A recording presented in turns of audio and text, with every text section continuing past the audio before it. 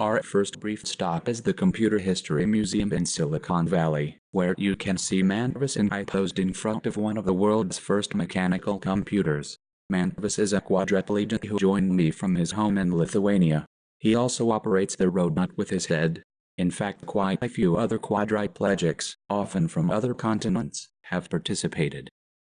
Our next stop is also in California, where I am driving the beam from Suitable Technologies through a fine arts gallery, accompanied by the docent.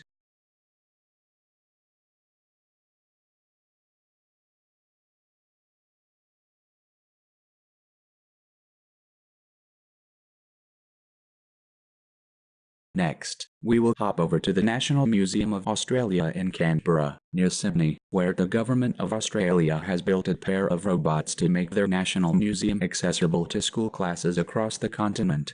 Although the telepresent robots are actually driven in this case by the tour guides, remote visitors are able to control the pan and tilt of a telescopic camera, and interact with other visitors as well as the guide, so it is still very much like being there. It is online now. Since there's no jet lag with telepresence, let's pop over to South Dakota to visit the National Museum of Music. Like me, you may not have realized it was in South Dakota, but it is arguably the finest collection of historical musical instruments in the world.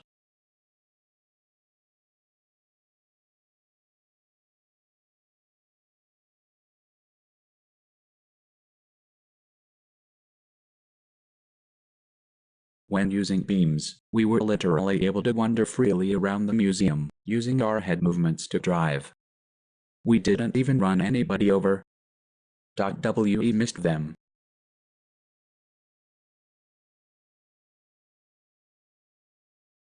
We were able to talk to the tour guide, learn about the exhibits, and listen to some demonstrations.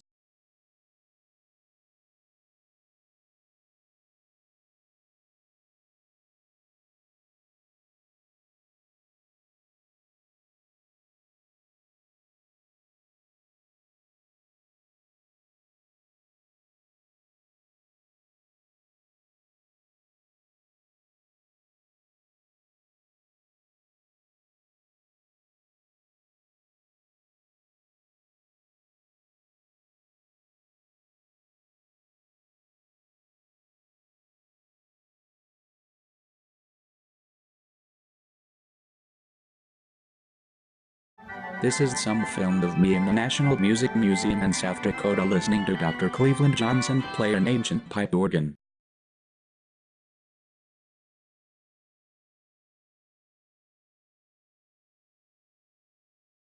Let's listen in as Dr. Johnson also plays a centuries-old precursor to the piano, complete with a percussion pedal.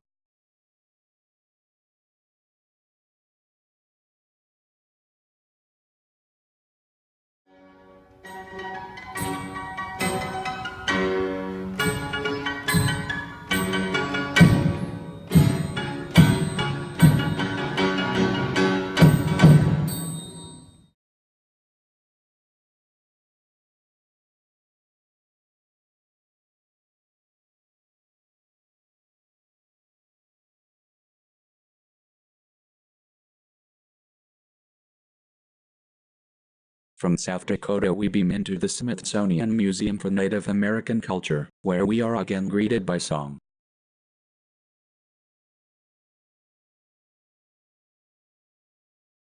I want to share a song with you, Henry.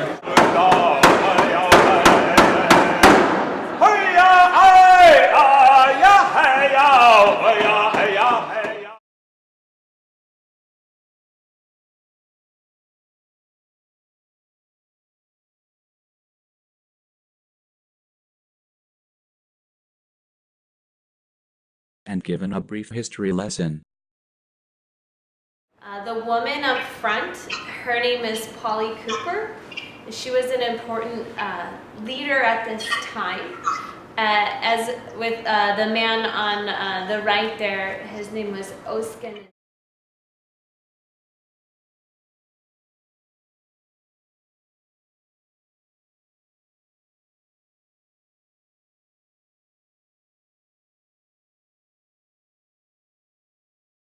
That presentation concluded our tour of the American Indian Museum, which was remarkable in many ways.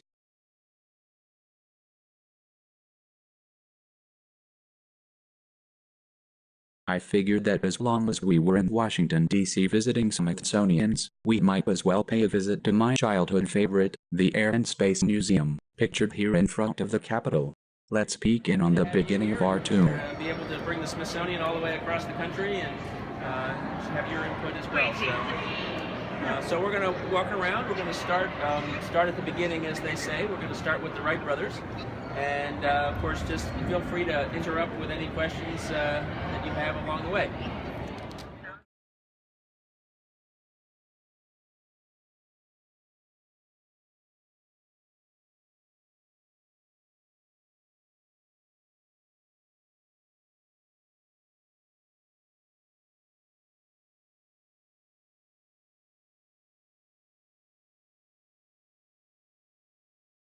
We had a wonderful tour, seeing giant rocket engines and taking the obligatory photograph with our tour guide in front of the lunar landing mural. But besides looking at various historically significant rockets and airplanes, we also experienced some of the social aspects of the beam. The museum was crowded that day, and we were mobbed by curious onlookers like these enthusiastic school children.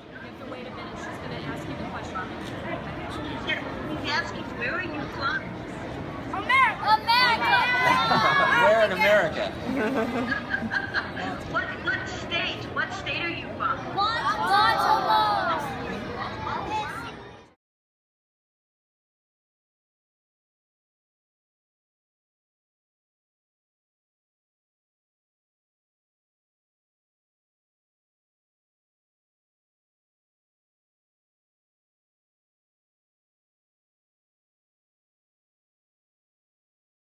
After the Air and Space Museum, we visited the nearby Kennedy Center and attended the National Symphony Orchestra.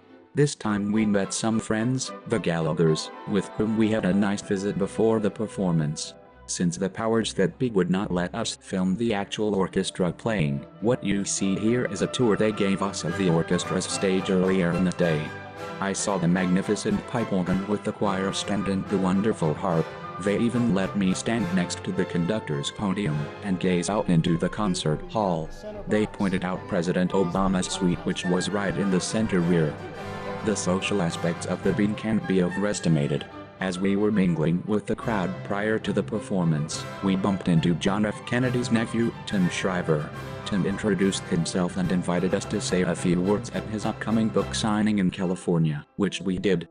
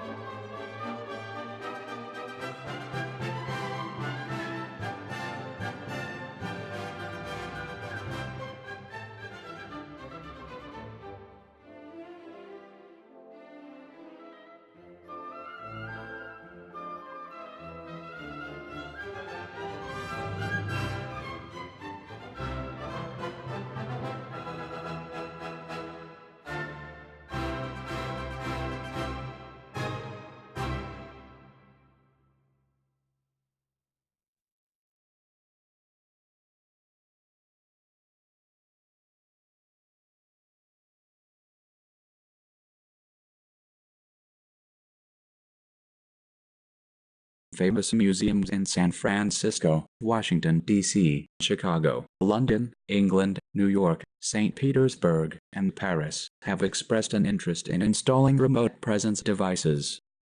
And one of the advantages of traveling by remote presence device is there's no jet lag. This isn't just an idea. It's happening now.